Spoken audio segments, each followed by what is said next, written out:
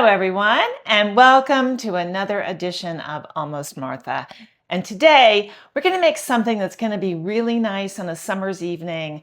I wanted some little starter that didn't have mayonnaise. It wasn't like just a block of cheese that's going to melt in the hot weather.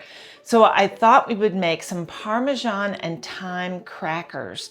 They're really delicious. It's lovely to set out on the table. It's not going to melt and get all icky, and it'll be a really nice thing to use all summer long. So hang with me and let's make some Parmesan and thyme crackers.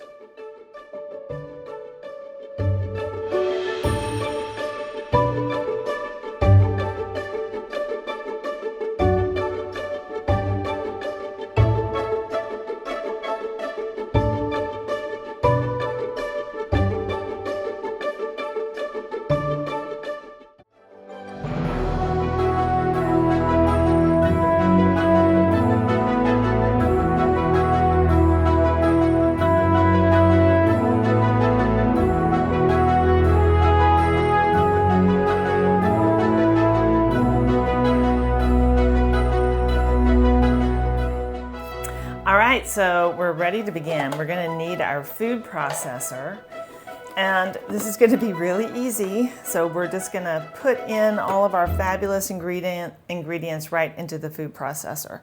And we're going to start with our butter. So we need 1 stick of unsalted butter that has been softened to room temperature.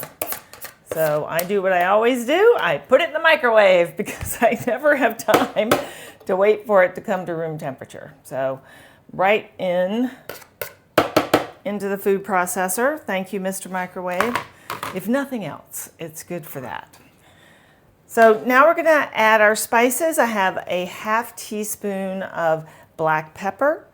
I have a 1/2 teaspoon of kosher salt. In that goes. I have 2 teaspoons of lemon zest. This is one of my favorite gifts. This is from my sister-in-law. Thank you, Trisha. And it has odd measurements. Like, it's not your typical measuring spoon. So this is a 2 teaspoon measuring spoon. And we're also going to use, it's great, it has like a pinch, so you can actually measure a pinch. This has 1/8 of a teaspoon, which my others do not have. And I am going to add 1/8 of a teaspoon of cayenne pepper. So we got 2 kinds of pepper in there. And let's talk for a minute about Parmesan cheese. You can go to the store, you can buy it already grated, you can buy it already shredded, but do yourself a favor and just buy a hunk of Parmesan and come home and grate it.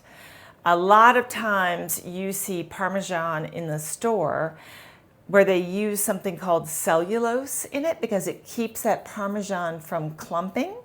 And that cellulose is like a wood chip kind of a thing. Seriously. So go to the store and buy a hunk of Parmesan cheese and you will have all Parmesan cheese, no filler, no cellulose. There you go. Get a good grater. So I had a grater I'd had, for a number of years. Yes, you don't use it every day, right? So you kind of forget how easily these things can become dull. So one day I was looking at mine and I thought, instead I had a flat grater, which I thought was easier. And then one day I thought, I'm going to get a box grater to see if that makes a difference. What a difference. And I don't think it's all just because this is a nice sturdy one, but it is. There is a bottom to it too. It'll catch everything that you grate. But the blades are super sharp. So grating cheese is a snap. It's actually much easier to do in here than in my food processor where I have to cut things up and try to, poke them in there. So make sure that your tools are good and sharp because that's how you end up getting hurt, is using a knife that's dull, using this that's dull. I mean, yes, always be careful with your fingers, but make sure you're using nice, sharp equipment and the right equipment for the job. So those are two of my bugaboos now. Definitely the Parmesan, but also working with, good tools that make your life a bit easier. Simple box grater. What a difference this thing made. So now I'm just grating cheese on it all the time, just by hand, just quick, and it's great. It's great. It's great. So I have 6 ounces of shredded Parmesan cheese, and this is what's going to go into my bowl. Then I use this side to get that shredded. I use the smaller, finer grind just to get, about 1/3 of a cup, because we're going to top these little crackers when we bake them off with more Parmesan, and I wanted a finer grind on that. So this was 1/3 cup using the finer grind for my Parmesan. I also zested 1 lemon, and that was my 2 teaspoons of zested lemon. Remember, when you zest your lemon, don't get into the white, just take that yellow outside, because the further you go down, the more bitter it will become. So just as a reminder, just as a note, I know most of you know that, some of you may not, so there you go. I went, just to make it a little more lemony, I'm using my lemon thyme. So I'm just gonna dice this up a little bit. I love lemon thyme. It's just the most, it's one of my favorite spices, and I make sure I plant several pieces of it every year because I go through it all. So nice little lemon thyme. You can use a smaller knife, but these nice big knives are so great for chopping like this, and it gives you a lot of control. So as you chop, you really get the aroma of that thyme coming out. Really, really good. Love it, love it, love it. So the weather is so nice. Vegetables are coming in. I have some nice vegetable recipes I'm going to work on.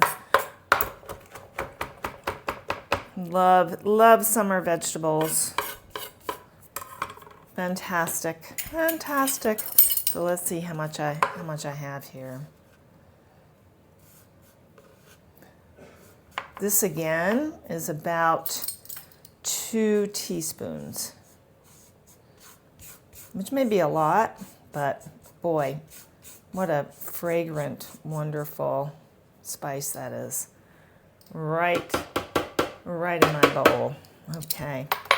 And now we're going to add this 1.5 cups of my shredded Parmesan.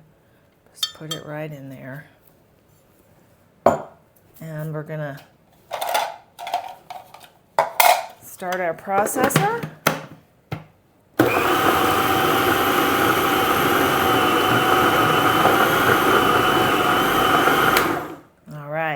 So now we've got the butter, the Parmesan, and all the spices getting all mixed up, which is great. And now we have to add what's going to make this a cracker, and that is our flour. So 1 sec. Okay, so I have here 1 cup and 1/4 of all-purpose flour. Now, I may not have mentioned this in the past, but when you get flour out of your container, if you're, dipping it out of a canister or something, don't use this vessel to dip in and get your flour. Use something else and then pour that flour into your measuring cup. If you do it the other way, you're going to be adding too much flour because that compacts the flour. So you want some air in there. So you dip into your canister, then you pour it into your measuring cup, and then you sort of level it off to see what it is from there. But just don't add too much flour. If you've ever made the Katharine Hepburn brownies that I have on my website, they are so good. There's almost no flour in those things. They're kind of amazing. And Katharine Hepburn, that was like her thing. She would eat somebody's brownies and she would say, "Too much flour, too much flour." So in order to avoid adding too much flour to all of your recipes, make sure you use the scoop and dump method. That's what they all suggest. All right, so now I'm going to be dumping my flour right into my food processor.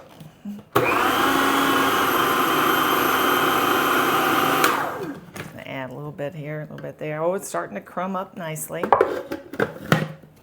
Okay.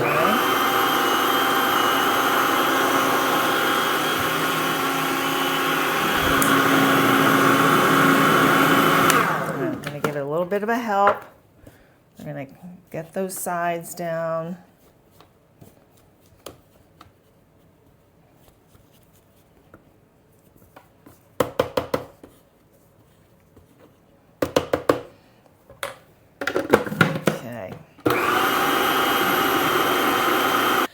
Okay, now I'm going to add, as it's really starting to form up there, just about half a teaspoon of olive oil.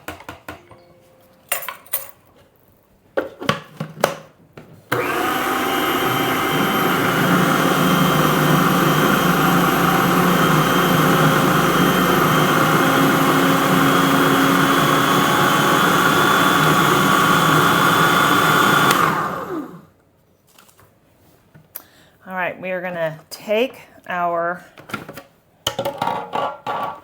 crumbly dough, and we're going to put it on a piece of parchment paper, and we're going to work with it just a little bit.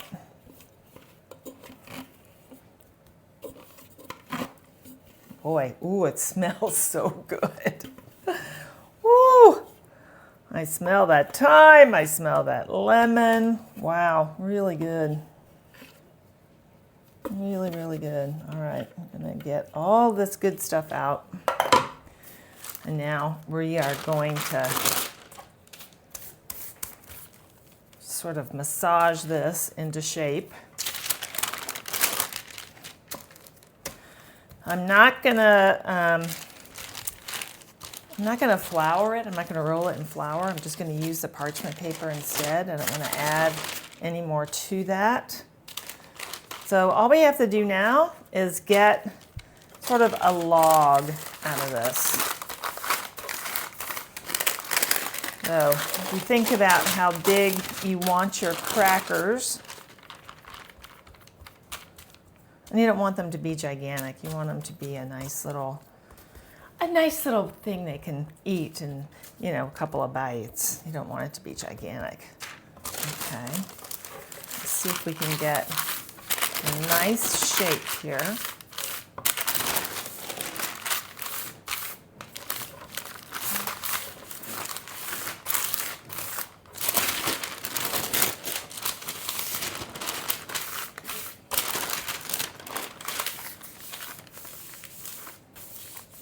This is going to be so good. So good. Lots of goodness in here.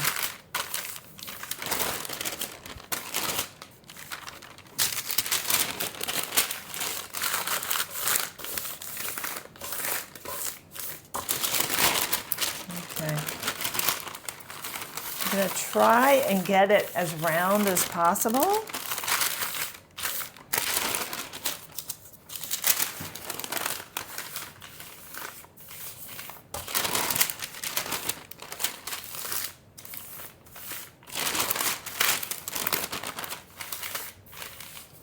Beautiful.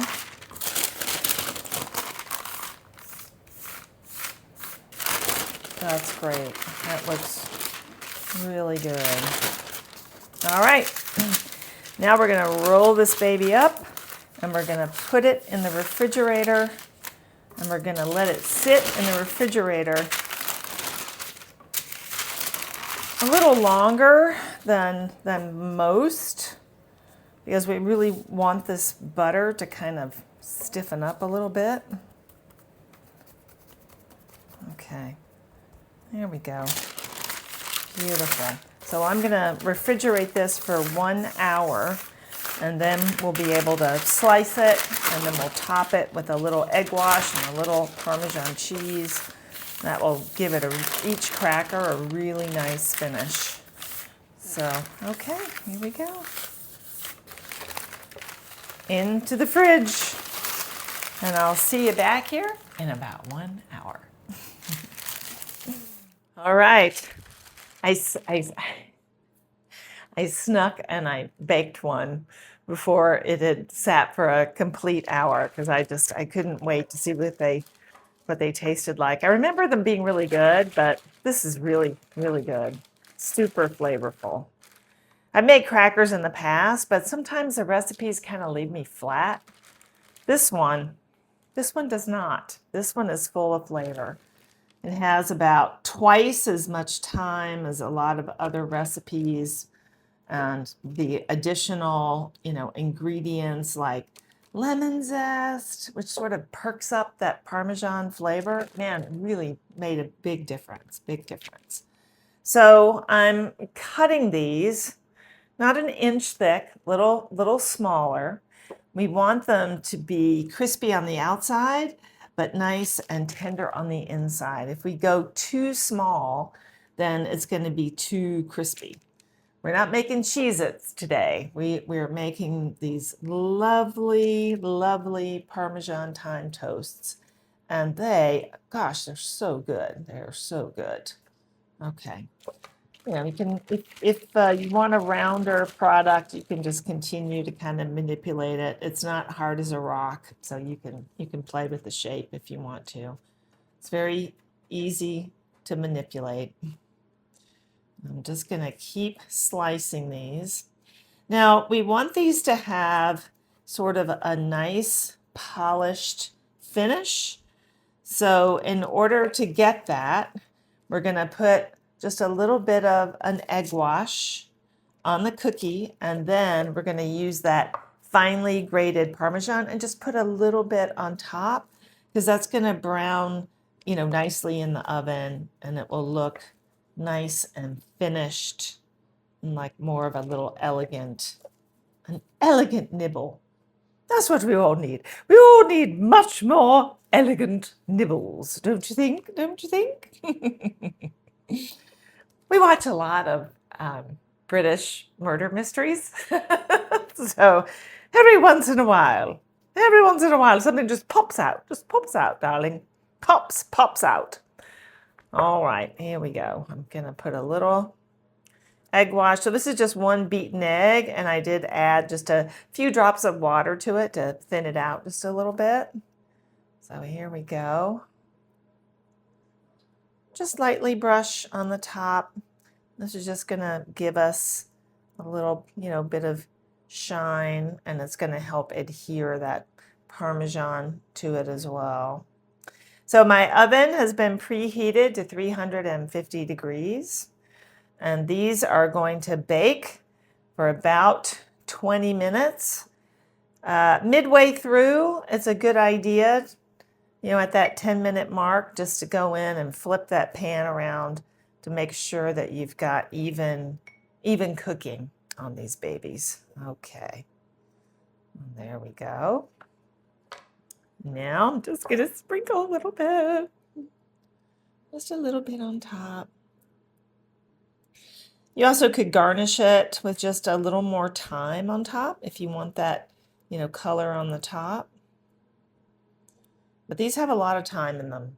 It's really wonderful, wonderful, wonderful. We don't want too much on top. We just are sort of looking for a nice little topping here. Okay. And now you can, whatever Parmesan you don't use, you can reserve for something else. I'm going to put it inside a Caesar salad tonight, so try not to let anything go to waste. Some viewer admonished me one time for throwing away a scrap of dough. And, in the moment, I did it. It was expedient. I was trying to do things on a tight timeline. But I remember that. And I get that. Nobody wants to waste anything. All right, into the oven for 20 minutes, and we'll see how this goes. Here they are. Oh, this kitchen smells like heaven. It smells like a Parmesan cheese shop. It's so good. It's so good. So I am really happy with how these turned out. We've already eaten one. Mark's tried it. Really delicious and super flavorful, which sometimes these homemade crackers aren't. So I'm going to take a bite in front of you.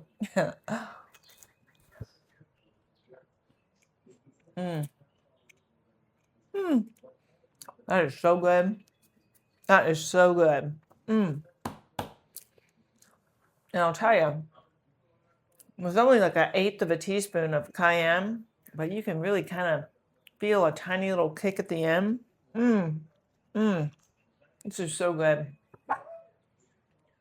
This is going to be one of my on repeats because it's so easy. We just whipped it up in the food processor. We rolled it out. We chilled it. We baked it. We dressed it up a little bit and boom, boom, boom. Bob's your uncle. There you go. So if you want this recipe, just go to almost-martha.com where you'll find this along with all the other recipes that I've done. Super easy, a great little summertime, anytime treat, really. So I hope you make them. I hope you make them. Thank you so much for stopping by. And we'll see you next time right here on Almost Martha. Enjoy. These are really good. These are really good.